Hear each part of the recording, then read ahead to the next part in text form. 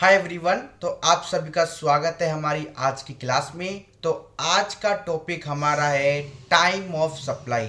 जी हाँ, हम पढ़ने जा रहे हैं जीएसटी का एक नया टॉपिक जिसका नाम है टाइम ऑफ सप्लाई। सबसे पहले सर, इस टॉपिक की क्या इम्पोर्टेंस है, ये टॉपिक क्यों है हमारी बुक में और इसके पीछे क्या कॉन्सेप्ट है। तो इसके पीछे जो कॉन्सेप्ट है वो ये है कि आप एक सेल को, एक सप्लाई को किस महीने की जीएसटी R1 में इंक्लूड करोगे। वो टाइम क्या होगा कि ये सेल फॉर एग्जांपल 16 अगस्त की मानी जाएगी या 16 सितंबर की मानी जाएगी या 16 जुलाई की मानी जाएगी। तो आप जैसे बहुत सारी सेल करते रहते हो, लाला जी तो बस पैसे गिनते रहते हैं, सेल करते रहते हैं, पैसे गिनते रहते हैं, सेल करते रहते हैं। बट वो सेल किस महीने की रिटर्न में जानी चाहिए, उस सेल का क्या एक्चुअल टाइम है एज पर जीएसटी लॉ, वो हम आज की क्लास में देखने जा रहे हैं। Time of supply. ठीक है दोस्तों, चलिए।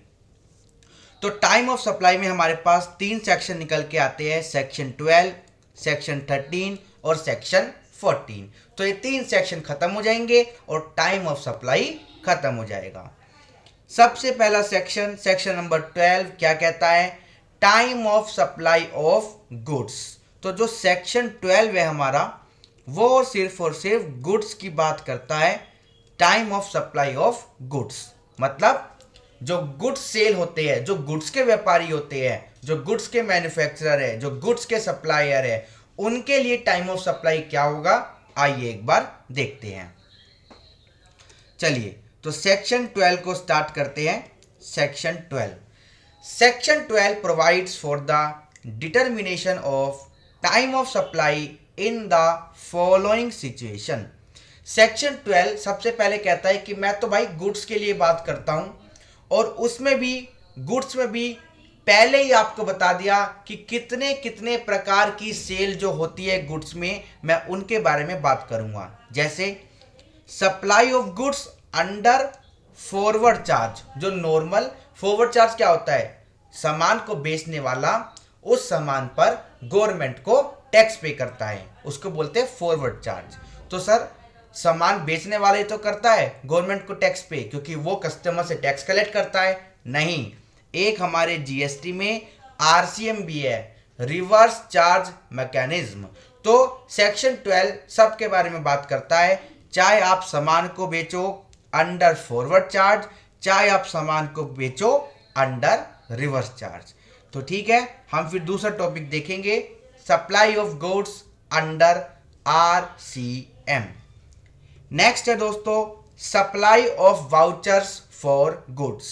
अगर सामान के साथ साथ आपने कोई वाउचर भी दिया कि आप तो मेरे प्रिय ग्राहक हो, दिवाली का टाइम है, ये लो मैं आपको वाउचर देता हूं। तो जब वाउचर रिडीम होगा तो एक तरह से दुकान से माल तो जाएगा ना, सेल तो होगी, चाहे वो फ्री में हो रही हो चाहे वो कैसे हो रही हो। सरकार कहती है मैं तो टैक्स लेगा, मेरे को तो टैक्स से मतलब है, चाहे तू सामान फ्री में बेच लाला जी, चाहे तू सामान का भंडारा लगा दे, चाहे तू गरीबों में बांट, मेरे को तो मेरे टैक्स से मतलब है। तो जब भी वाउचर इशू होगा तो उस पर टाइम ऑफ सप्लाई हम देखेंगे क्या होगा। ठीक है, फिर हमारे कुछ रेजिडुअल केसेस बचते हैं जो ऊपर कवर नहीं होते, वो हमारे रेजिडुअल केसेस में आ जाएंगे। तो कुल मिला के गुड्स की सारी सेल आज हम कवर करेंगे कि गुड्स के केस में जब भी गुड्स बिकेगा तो उसका टाइम ऑफ सप्लाई क्या होगा। फिर अगर उस गुड्स में कुछ एडिशन हुआ, जैसे आपने पेमेंट टाइम पर नहीं दी, कुछ इंटरेस्ट लग गया, कुछ आपने गलत किया तो व्यापारी ने लेट फीट आपके ऊपर लगा दी या कोई पेनल्टी आपके ऊपर लगा दी, तो उस पर भी जीएसटी पे होगा। जैसे आपका सामान था 1800 रुपये का, बट आपने लेट पेमेंट करी या सामान को तोड़ दिया या व्यापारी के साथ कुछ भी ऐसा किया जिससे व्यापारी आपके ऊपर गुड्स के अलावा और कुछ चार्ज करने जा रहा है, कोई फ्रेट हुआ, ठीक है। तो फॉर एग्जांपल 100 रुपये ऐड हुए, एक सेकेंड, हाँ जी, तो 100 रुपये ऐड हुए। अब जीएसटी किस पे लगेगा? 1900 रुपये पे। तो इस 100 रुपये की टाइम ऑफ सप्लाई क्या होगी ये भी हम देखेंगे। ठीक है, वैसे मैं आपको बता देता हूं इस 100 रुपये की टाइम ऑफ सप्लाई वही होगी जब ये 100 रुपये ऐड होंगे। ऐसे वाउचर वाले केस में हमारे पास दो कंडीशन आती है। अगर हमें पता हो कि इस वाउचर के बदले क्या मिलेगा तो जब वाउचर इशू हुआ तभी टाइम ऑफ सप्लाई मान लिया जाएगा। अगर नहीं पता तो eight the time of redeem time of supply माना जाएगा। ऑलराइट, चलिए आइए ये जो हमने 5 मेजर हेडिंग पढ़े इनको वन बाय वन कवर करते हैं। Time of supply for supply of goods under forward charge mechanism. Time of supply अब हम देख रहे हैं गुड्स के केस में जो गुड्स सेल हुआ है अंडर फॉरवर्ड चार्ज। आइए, time of supply will be, time of supply क्या होगा, will be date of issue of invoice और last date when invoice should be issued. ठीक है, तो आपको क्या ले लेना है, आइए यहां पर लिखेंगे, मतलब लिख तो मैंने रखा है, बस एक बार समझा रहा हूं आपको। Time of supply of goods under forward charge. ठीक है, क्या होगा, आपको लेना है, क्या क्या चीज लेनी है, date of issue of invoice, date of issue of invoice. भाई ये डेट तो वो होती है जो इनवॉइस पे छपी होती है, बट ये थोड़ी कि आपका मन करेगा जब इनवॉइस आप बनाओगे। सरकार आपको कुछ बताती है कि इतने दिन में या इतने टाइम पे या ऐसा हो जाने पर इनवॉइस बन जाना चाहिए। आपकी मर्जी थोड़ी है जब आपने टैली में जा डेट चेंज करके और बिल बना दिया। ठीक है, आपको लेना है date of issue of invoice. अगर ये बिल्कुल ठीक है, एज पर रूल है, तो यही ले लेना, वरना आपको लेनी है date on which invoice should be raise, invoice should be raised. ठीक है, तो हमने क्या पढ़ा, date of issue of invoice और the last date when invoice should be issued. ठीक है, जिस डेट को इनवॉइस इशू हो जाना चाहिए। अब जिस डेट पर इनवॉइस इशू हो जाना चाहिए उसको बताता है हमारा सेक्शन नंबर 31। अभी हम आगे पढ़ेंगे। सेक्शन नंबर 31 में लिखा है कि गुड्स के केस में इनवॉइस कब तक इशू हो जाना चाहिए, अभी हम पढ़ेंगे। अभी तो आप बस ये ध्यान रखो कि फर्स्ट पॉइंट में आपको 2 डेट लेनी है। क्वेश्चन में 2 डेट गिवन होगी, अगर एक ही गिवन है तो हम मान लेंगे कि वो डेट बिल्कुल सही है, बट अगर कंडीशन में क्वेश्चन में और भी कुछ बातें लिखी गई है जो सेक्शन नंबर 31 को एनालिसिस करने में काम आ सकती है, तो हम चेक भी करेंगे कि दी गई डेट सही है या नहीं है, क्योंकि क्वेश्चन कैसे भी घूम सकता है। ठीक है जी, अब आपको पता लग गया है कि गुड्स के केस में आपको क्या करना है, या तो ये डेट लेनी है अगर गिवन है, बट अगर ये डेट सही नहीं है तो ये डेट आपकी बनेगी टाइम ऑफ सप्लाई। अब जो ये डेट है कि किस दिन इनवॉइस इश्यू हो जाना चाहिए वो कैसे पता लगेगा, वो बताएगा आपको सेक्शन नंबर 31। आइए पढ़ते हैं।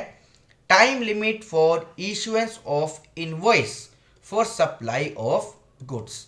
अगर एक गुड्स की सेल हो रही है, गुड्स की सप्लाई हो रही है, तो कितने समय के अंदर बिल बन जाना चाहिए सेलर के पार्ट से। फर्स्ट पॉइंट कहता है invoice must be made either, invoice बन जाना चाहिए आइदर, आइदर मतलब या तो इस डेट पर या इस डेट पर। अब आइए देखते हैं इन दोनों डेट में क्या फर्क है। बिफोर और at the time of removal of goods, सामान व्यापारी की दुकान से उठने से पहले या उठने तक, उठने के बाद नहीं, बिल बन जाना चाहिए। अब सेकंड पॉइंट क्या कहता है, बिफोर और at the time of delivery of goods means goods available to recipient. अब जैसे मैंने लिख रखा है आइसक्रीम, आप गए ज्ञानी की दुकान पे आइसक्रीम खाने के लिए, तो उसने अपनी दुकान से आइसक्रीम उठाई, गुड्स रिमूव हो गया, और गुड्स रिमूव होते ही बिल नहीं बना। बिल नहीं बना। बिल कब बना? जब आइसक्रीम आपके हाथ में आ गई, तो मतलब आप उसको खाने लगे, तो खाने से पहले ज्ञानी वाला क्या करता है, फुर्र से बिल निकाल के आपको देता है कि 120 रुपए दे दो आइसक्रीम के। तो या तो रिमूवल से पहले अगर एसी आपके घर आना हो, तो जब एसी सेलर की दुकान से उठ जाएगा तो बिल बन जाना चाहिए। बट आपको उस दुकान में खड़े होकर आइसक्रीम खानी है, तो आइसक्रीम जैसे ही आपके हाथ में आ गई बिल बन जाना चाहिए। ठीक है, चलिए second point, in case of continuous supply of goods. आपके घर में सुबह रोज अखबार आता है, तो अखबार एक गुड्स है ना कि सर्विस। आपके घर में आने वाली गैस लाइन वो सर्विस है, ठीक है, बट वो क्या है, गुड्स है जो आपके घर में अखबार आ रहा है। In case of continuous supply of goods, वैसे गैस लाइन भी गुड्स मानी जाएगी उस एलपीजी कंपनी के लिए, ठीक है, क्योंकि वो भी एक नेचुरल गैस दे रही है, कुछ दे रही है आपको, मतलब उसके वहां से कुछ आ रहा है जिसको आप यूज कर रहे हो, खा रहे हो, ठीक है। In case of continuous supply of goods, सामान आपके घर में आता रहता है, आता है। दूध हम क्या करते हैं, मिल्क वाले को बांध लेते हैं, वो हर महीने दूध लाता रहता है, लाता रहता है, लाता रहता है, तो बिल कब देगा भाई? तो जीएसटी अधिकारी बोल रहा है, मैं बताऊंगा कि सप्लाई कब होगी, वो दूध वाला बिल कब देगा, वो अखबार वाला बिल कब देगा। Invoice must be made before और at the time of statement issued. तो सुबह दूध वाला आया, एक दिन दूध तो दे गया, साथ साथ में बोला बाबूजी इस बार आपका दूध बनता है पूरे महीने का 108 किलो, 108 किलो दूध बनता है। तो वो एक स्टेटमेंट बना के ले आया, एक फर्रा बना के ले आया कि देखो आपने 108 दूध लीटर का कंजम्पशन कर लिया। अब जब तू फर्रा बना के ले आया भाई, बिल भी ले आता, तो जब फर्रा बनाएगा, जब स्टेटमेंट बनाएगा, तब तक बिल बन जाना चाहिए। या फिर बाबूजी क्या है, बाबूजी तेरे को बीच बीच में पेमेंट देते रहते हैं, मतलब स्टेटमेंट बनने से पहले अगर बाबूजी ने 15 दिन में तेरे को कुछ पेमेंट दे दी, तो जब पेमेंट तेरे को दी 15 दिन की, जैसे बाबूजी ने पेमेंट क्लियर कर दी कि देख 15 दिन का तेरा मेरा हिसाब क्लियर हो गया, तो उस 15 दिन का बिल बना के बाबूजी को दे दे कि लो बाबूजी ये 15 दिन जो आपने मुझे पैसे दिए उसका बिल। बात समझ आई? पक्का? चलिए अब आता है तीसरा case, when goods Saint on approval और रिटर्न बेसिस। कोई सामान आप दुकान से ले आए कि एक बार घर पे दिखा लेता हूं, पसंद आया तो मैं ले लूंगा वरना वापस कर दूंगा, ऑन अप्रूवल और रिटर्न बेसिस। तो सामान एक बार आप दुकान से ले आए, तो ऐसा कितने दिन तक या कितने घंटे में या कितने महीने में वापस नहीं कर सकते? सरकार कहती है मैं तो भाई 6 महीने का समय देती हूँ, 6 महीने में तो अप्रूवल आ ही जाएगा। Invoice must be made before और at the time of supply और 6 month from the date of approval, removal sorry, जिस दिन आप सामान लाए लाला जी की दुकान से, वहां से 6 महीने काउंट कर लेना। जब 6 महीने खत्म हो जाए, 6 महीने का आखिरी दिन आ जाए, उस दिन बिल बन जाना चाहिए। या फिर अगर आप पहले ही बिल बना दो, invoice must be made before और at the time of supply. भाई सप्लाई तो जब ही होगी ना जब अप्रूवल आ जाएगा। हम कह रहे अप्रूवल आया 8 महीने बाद, तो भाई हम तो 6 महीने पे ही बिल बना देंगे, हम तो 6 महीने पे ही बिल बना देंगे। पहले बन जाए तो अच्छी बात है, वरना मैक्सिमम लिमिट क्या है, 6 महीनों की। ऑलराइट, चलिए तो ये जो हमने देखा था कि अगर डेट गिवन है और वो डेट ठीक है तो okay, well and good. But अगर हमको डेट का एनालिसिस करना पड़े तो हम देखेंगे कि ये डेट सही है कि नहीं। हम तो सही डेट लेंगे और उस डेट पर बिल बन जाना चाहिए, उस डेट को हम बोलेंगे टाइम ऑफ सप्लाई। ऑलराइट, चलिए अब चलते हैं अगले पॉइंट पर, time of supply of goods under RCM. Reverse charge mechanism में टाइम ऑफ सप्लाई क्या होगा गुड्स का, आइए पढ़ते हैं। Time of supply will be earlier of the following. हम कुछ डेट का कंपैरिजन करने जा रहे हैं, ठीक है। यहाँ पे हमारे पास कुछ डेट गिवन है, डेट 1, डेट 2 और डेट 3। इन तीनों डेट में जो भी अर्लियर होगा वो बन जाएगी टाइम ऑफ सप्लाई। पहली डेट क्या है? Date on which the goods are received. Date on which the goods are received, जब आपको सामान रिसीव हुए, ठीक है। दूसरी डेट, डेट क्योंकि आप सामान खरीद कर लाए आरसीएम के अंदर, तो आरसीएम में टैक्स कौन पे करता है? रिसिपिएंट। तो टाइम ऑफ सप्लाई किसकी निकल रही है यहाँ? रिसिपिएंट की। तो इसलिए यहाँ पे वर्ड यूज हुआ रिसीव्ड, कि रिसिपिएंट को सामान कब मिला, क्योंकि टैक्स तो रिसिपिएंट देगा। Date on which payment recorded in books और in bank whichever is earlier. भाई आप बैंक में पैसा कब आया और आपने अपनी बुक्स में कब रिकॉर्ड किया, अपनी टैली में, अपने व्यापार में, अपने जो बुक्स में कब रिकॉर्ड किया, उन दोनों में अर्लियर। आपको ज़्यादा जल्दी थी, आपने अपने बुक्स में रिकॉर्ड कर लिया पेमेंट, तो हम तो वो डेट ले लेंगे। अगर बैंक में पैसा आ चुका था, आपने बुक्स में रिकॉर्ड नहीं किया, तो हम बैंक वाली डेट लेंगे, ठीक है। और तीसरा date, date immediately following 30 days after 30 days from the date of issue of invoice or any other document like bill of supply etc.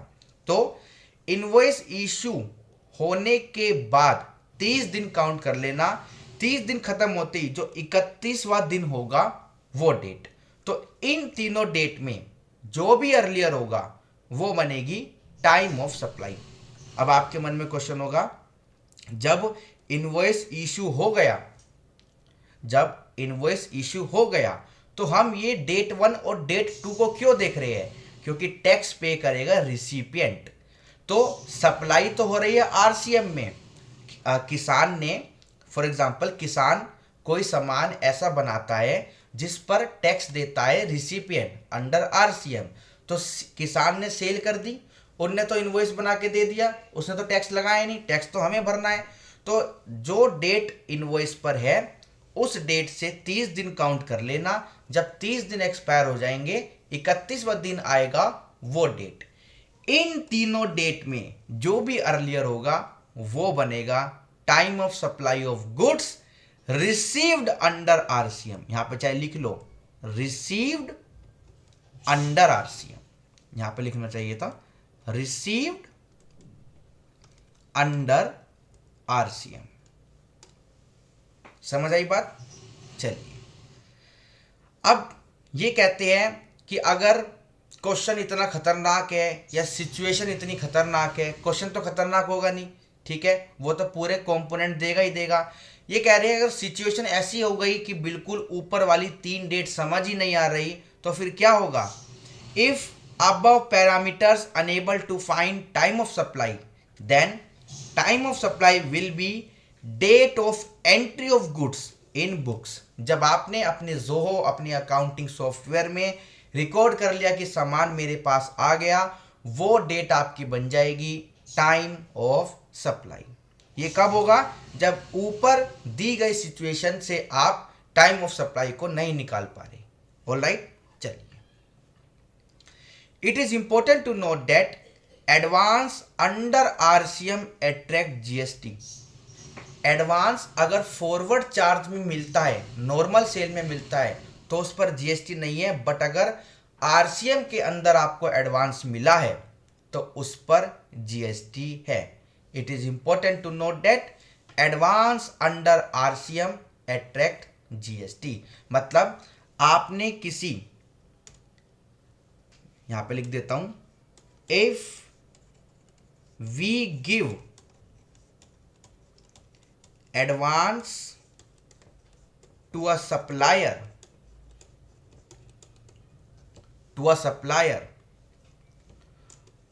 whose tax needs to pay by us under RCM. आपने किसी किसान को advance दे दिया और किसान तो tax देता नहीं, टैक्स तो हमें देना है। तो हमने जब एडवांस दिया उसी दिन वो टाइम ऑफ सप्लाई बन जाएगा और गवर्नमेंट को जीएसटी पे होगा। बट फॉरवर्ड चार्ज में ऐसा नहीं है। फॉरवर्ड चार्ज में आपके पास कितने एडवांस आए, आप किसी को कितने एडवांस दो, उस पर कोई भी जीएसटी नहीं है, बट आरसीएम में है। ये बात को ध्यान से समझ के पढ़ के जाना। Where as under forward charge no GST on advance. ठीक है जी। और आपका time of supply of goods under RCM भी होता है खत्म। देगा। चलिए next, time of supply of vouchers for goods. अब मैंने बताया था कि जो ये वाउचर्स दिए किसी बिग बाजार ने, किसी वी मार्ट ने, किसी मेट्रो होलसेल ने, किसी स्विगी ने, किसी जोमेटो ने, किसी ब्लिंकिट ने, तो इस केस में ये जो ई कॉमर्स इंडस्ट्री है या फिर ये जो बिग बाजार्स के व्यापारी है, ये जो मॉल्स है, ये कब टैक्स देंगे उन वाउचर्स पर। आइए देखते हैं। Time of supply will be date of issue of voucher if supply is already identifiable. Voucher पे लिखा है 5 किलो चीनी मिलेगी, 4 महीने की वैलिडिटी है, कभी ले लेना। तो पता है जब चीनी मिलेगी तो उसी दिन चीनी का रेट जो होगा उसी रेट पे आपको सेल दिखानी पड़ेगी और उस पर जीएसटी गवर्नमेंट को पे करना पड़ेगा। अब आपका मन में सवाल आ रहा होगा कि ये बिग बाजार वाले करते होंगे क्या, ये स्विगी इंस्टामार्ट या ब्लिंकिट करता होगा क्या? कोई नहीं करता होगा। जब भी इनके नोटिस लगते हैं और गवर्नमेंट को पैसा चला जाता है। ठीक है, इतनी बारीकी से कोई नहीं करता। ऑडिटर पकड़ता है तो ऑडिटर को थोड़ा सेवा चला जाता है और ऑडिटर भी इस पॉइंट को दबा देता है। तो ऐसा ही होता है।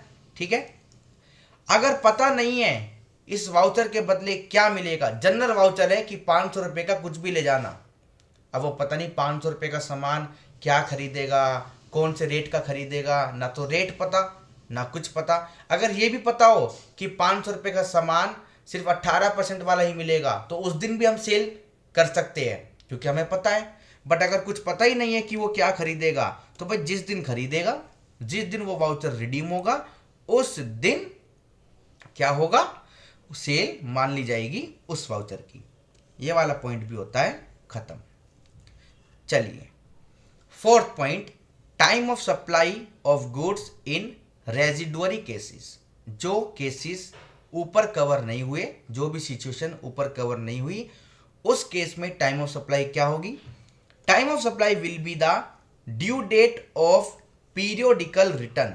भाई आज आपने कोई सेल करी, आपको पता नहीं लग रहा इसकी टाइम ऑफ सप्लाई क्या होगी, सारे के सारे तिगड़म बिठा लिए, फिर भी पता नहीं लग रहा। सरकार कहती है जिस महीने में करी ना, उस महीने की जो भी रिटर्न की डेट आती है, 20 आती है या 22 आती है अगले महीने की, उस डेट तक गवर्नमेंट को जीएसटी पे कर दियो। ठीक है, और GST paid in other cases. भाई अगर आप रिटर्न भी नहीं भरते तो भाई जब भी जीएसटी पे करेगा हम मान लेंगे तेरी टाइम ऑफ सप्लाई वही है। जब सरकार के पास पैसा आ गया, जब ये सेल हो गई, बात खत्म। ठीक है, चलिए अब लास्ट आता है time of supply of addition, interest, fine etcetera, freight वगैरह वगैरह। जो भी सामान की वैल्यू के अपार्ट कुछ भी एडिशन हुआ तो जब एडिशन हुआ तभी वो टाइम ऑफ सप्लाई बनेगा। ठीक है, अगर बिल के साथ साथ ही ऐड हो गया तो तभी, अगर बाद में हुआ तो बाद में ही टाइम ऑफ सप्लाई की उसकी तारीख आएगी। और जब भी हुआ, फॉर एग्जांपल सेल हुई अगस्त में और ब्याज लगा आपका सितंबर में, तो सितंबर में उतने ब्याज पर इंटरेस्ट गवर्नमेंट को सितंबर की रिटर्न में जाएगा। Time of supply will be when such addition is made. और time of supply of goods आपका होता है खत्म। ठीक है, सेक्शन 12 आपका होता है खत्म। चलते हैं सेक्शन नंबर 13 की तरफ। Time of supply of services. सेवाओं के रूल्स क्या है टाइम ऑफ सप्लाई के लिए? Section 13 provides for the determination of the time of supply of services in the following situation. तो सेक्शन 13 पहले तो कहता है कि भाई मैं सर्विस के बारे में बात करूंगा सिर्फ, और सर्विस कितने प्रकार से सेल होती है, आइए देखते हैं। Supply of taxable services under forward charge, जो नॉर्मल होता है, ठीक है। Supply of service taxable under reverse charge, जैसे हमने अभी गुड्स के केस में पढ़ा। Supply of voucher date can be use to pay for services, यानी कि वाउचर, जैसे आप सलून में गए, आपने बाल अपने कटा लिए, आपको वाउचर मिल गया कि अगली बार इस वाउचर से देना और आपको पैसे देने की ज़रूरत नहीं है, तो सेवाएं फ्री मिल गई उस वाउचर के बदले, तो उस केस में क्या होगा। और रेजिडोरी केसेस, जो ऊपर आपके नहीं कवर हुए। फिर अगर कुछ एडिशन हुआ है तो उसका क्या होगा, बिल्कुल सेम है, एडिशन वाउचर बिल्कुल सेम है आपका। बाकी क्या है, आइए हम देखेंगे, ठीक है। तो फिफ्थ पॉइंट आपका है addition to value of supply of services by way of interest और लेट फी और पेनल्टी फॉर डिलेड पेमेंट। चलिए अब वन बाय वन स्टार्ट करते हैं। सबसे पहला सेक्शन 13 सबसेक्शन 2 हमारा कवर करता है read with section 31 and rule 47। ये सेक्शन 31 और रूल 47 क्या है, ये हमें बताते हैं कि सर्विस के केस में इनवॉइस कब रेज हो जाना चाहिए। आपने बिल पे क्या तारीख डाली, वो सही है या नहीं, वो चेक भी तो करना पड़ेगा, तो वो सेक्शन 31 और रूल 47 हमें बताएंगे, ठीक है। फिलहाल पढ़ते हैं कि time of supply of service under forward charge क्या होगी आपकी, ठीक है। यहां पे आपका है केस ए। केस ए कहता है कि आप दो डेट लेना, डेट ऑफ इनवॉइस या फिर date of receipt of payment, और इन दोनों में जो भी अर्लियर हो वो आपकी क्या बन जाएगी, टाइम ऑफ सप्लाई। अब ये जो डेट ऑफ इनवॉइस है ये ठीक है कि नहीं, इसके लिए हम पढ़ेंगे सेक्शन 31 रूल 47। अब इसमें दूसरा केस आता है case B, when no invoice, अगर कोई भी इनवॉइस रेज नहीं हुआ तो क्या होगा। Date of provision of service, जब आपने अपनी सेवाएं दे दी उसको कंपेयर करना date of receipt of payment, और जो भी अर्लियर होगा वो आपका क्या बन जाएगा, टाइम ऑफ सप्लाई। अब सर्विस सेक्टर में क्या होता है, पेमेंट आती है लेट। गुड्स में तो भाई बिना पेमेंट के माल नहीं उतरेगा। अब सर्विस सेक्टर में क्या होता है, कस्टमर को बनाए रखने के लिए, जैसे हमने किसी की ITR भर दी और साहब पेमेंट आ रही है 6 महीने बाद, तो सरकार कहती है ठीक है तुम्हारा इनवॉइस नहीं बना, बट मेरे को तो पता नहीं, मैं तो क्या करूँगा, जब आपने उसकी ITR भर दी वो डेट उसको कंपेयर करूंगा जब आपको पेमेंट आई 6 महीने बाद। मैं कह रहा हूं मैं तो 6 महीने तक नहीं रुकूंगा बेटा, जिस दिन तूने उसकी ITR भर दी उस दिन तेरे को गवर्नमेंट को टैक्स देना पड़ेगा, चाहे इनवॉइस रेज हुआ हो या ना हुआ हो।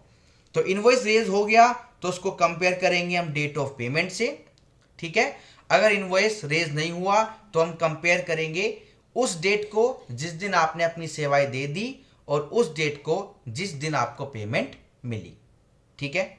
चलिए नोट क्या कहता है जी, if A and B not work, अगर केस ए और केस बी भी आपका फेल हो जाए, then time of supply will be the date on which recipient show receipt of service in his books of account. Recipient show मतलब मैंने जिसकी ITR भरी उसने जब अपनी बुक्स में रिकॉर्ड कर लिया कि मेरी इस बार की ITR भर गई, वो डेट होगी टाइम ऑफ सप्लाई, जब केस ए और केस बी फेल हो जाए।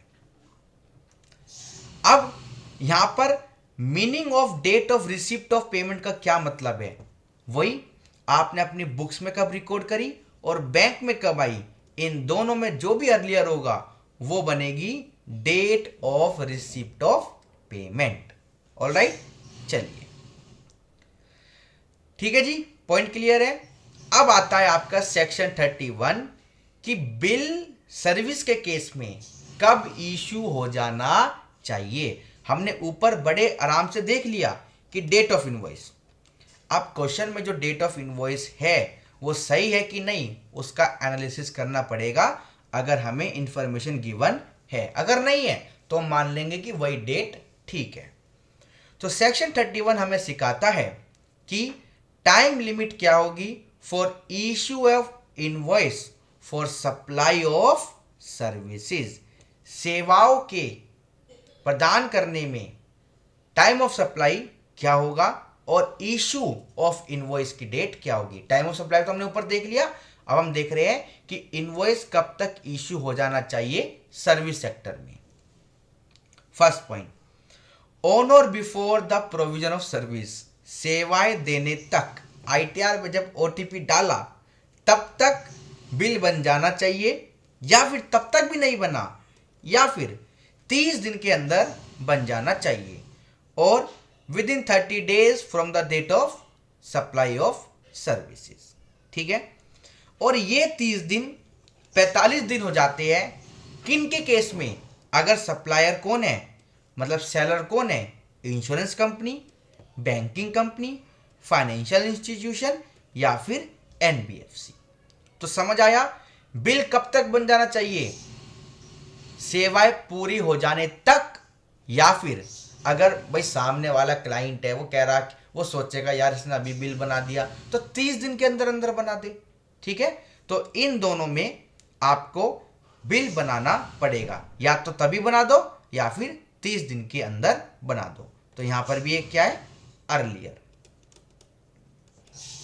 ठीक है, अगर आपने पहले बना दो ठीक है, वरना 30 दिन के अंदर बना देना, आपकी चॉइस है। ठीक है, आपकी चॉइस है, जब भी बना दोगे हम मान लेंगे कि वो आपकी डेट ऑफ इनवॉइस है। अब आता है जी कॉन्टिन्यूअस सप्लाई ऑफ सर्विसेज।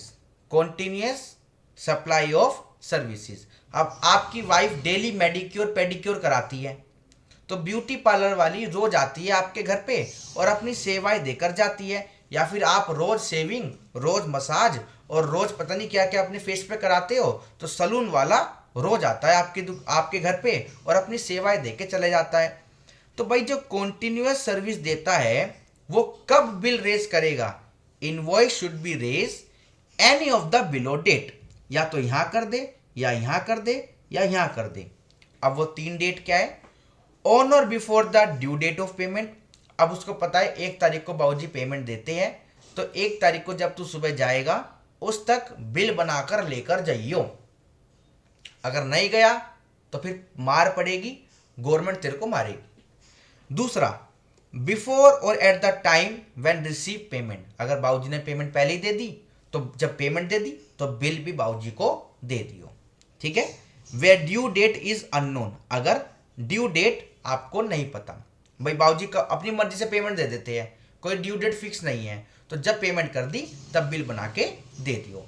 अच्छा, ड्यू डेट पता भी है और बाबूजी ने पेमेंट पहले ही कर दी, बाबूजी ने पेमेंट पहले ही कर दी और ड्यू डेट पता ही है, तो फिर तो तू ड्यू डेट तक बिल बना के दे दियो, कोई दिक्कत वाली बात नहीं है। तीसरा case, on or before the date of completion of event. अब अगर कोई इवेंट चल रहा है, शादी चल रही थी, तो एक ब्यूटी पार्लर वाली स्पेशली हायर हुई, तो जब पूरी शादी खत्म हो गई, वो इवेंट खत्म हो गया, तो अब उसको बिल बना के देना पड़ेगा दुल्हन को कि दुल्हन जी आपकी शादी हो गई, कॉन्ग्रेचुलेशन, अब ये रहा आपका bill. Where payment link to completion of event, दुल्हन ने बोला था जब शादी हो जाएगी तभी पैसा दूंगी, तो वो पेमेंट उस इवेंट से लिंक है, तो जब वो इवेंट खत्म हो गया तो अब आप पेमेंट दे दो। ठीक है जी, पॉइंट क्लियर है। चलिए, सेकंड पॉइंट खत्म होता है कॉन्टिन्यूअस सर्विस का, आगे चलते हैं।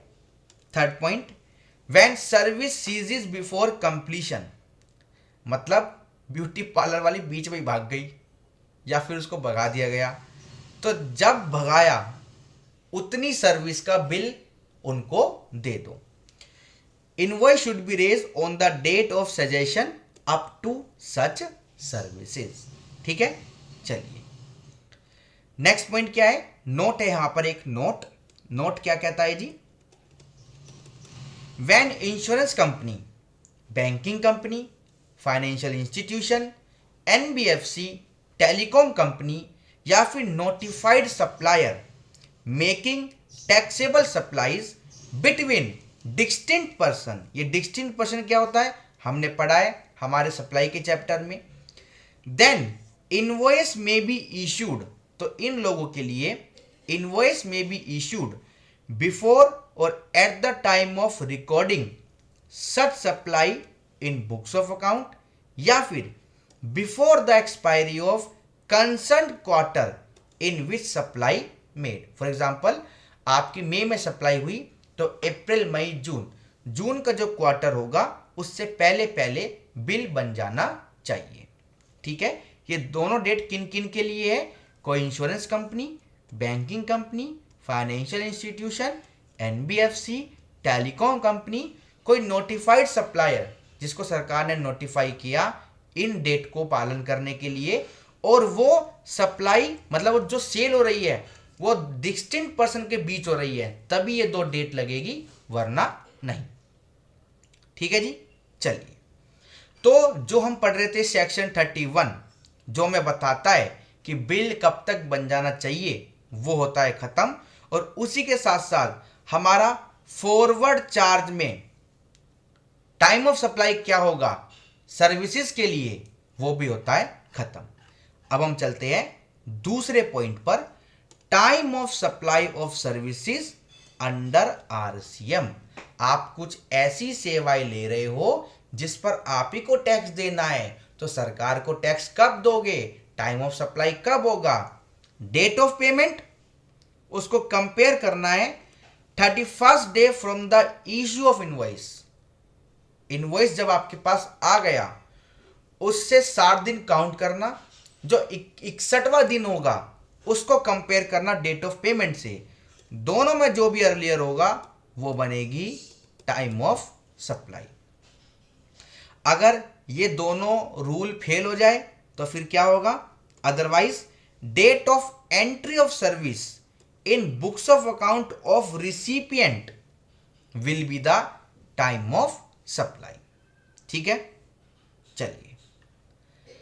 डेट ऑफ पेमेंट का क्या मतलब है, जब आपके खाते से चली गई या जब आपने अपनी बुक्स ऑफ अकाउंट में पेमेंट को क्रेडिट दिखा दिया। बुक्स ऑफ अकाउंट में क्रेडिट दिखाते हैं ना, हमारा एसेट कम होता है, इन दोनों में जो भी अर्लियर होगा। Date of record in books of account of recipient या date of debit in bank of recipient. यहां पे रिसिपिएंट कौन है, जो सेवाएं ले रहा है, जो सेवाएं ले रहा है।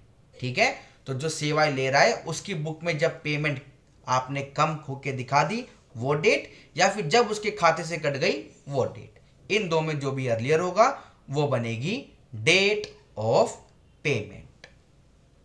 चलिए, अब एक यहां पर टॉपिक है, import of service between associate enterprises located outside India.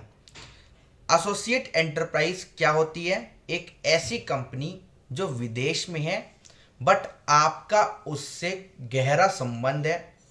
हम टैक्स में, डायरेक्ट टैक्स में, इंटरनेशनल टैक्सेशन में पढ़ते हैं फाइनल लेवल पर कि एसोसिएट एंटरप्राइज क्या होती है। आपको तो क्वेश्चन में दिया जाएगा कि एसोसिएट एंटरप्राइज है कि नहीं। जैसे ही आपको क्वेश्चन में दिखे एसोसिएट एंटरप्राइज, इनके बीच कुछ सर्विस का इंपोर्ट हुआ है। ठीक है, मतलब आपने अपनी एसोसिएट एंटरप्राइज से कुछ सेवाएं ली है भारत में, वो इंपोर्ट हुई है, ली किससे है, एसोसिएट एंटरप्राइज से। ध्यान रखना, तभी ये रूल लगेगा, वरना नहीं। तो टाइम ऑफ सप्लाई क्या होगा, डेट ऑफ पेमेंट या फिर date of entry of service in books of account of recipient whichever is earlier. और डेट ऑफ पेमेंट कैसे निकालेंगे, जैसे हमने ऊपर पढ़ा। ठीक है, चलिए अब आइए चलते हैं हमारा तीसरा case, time of supply of vouchers exchangeable for service.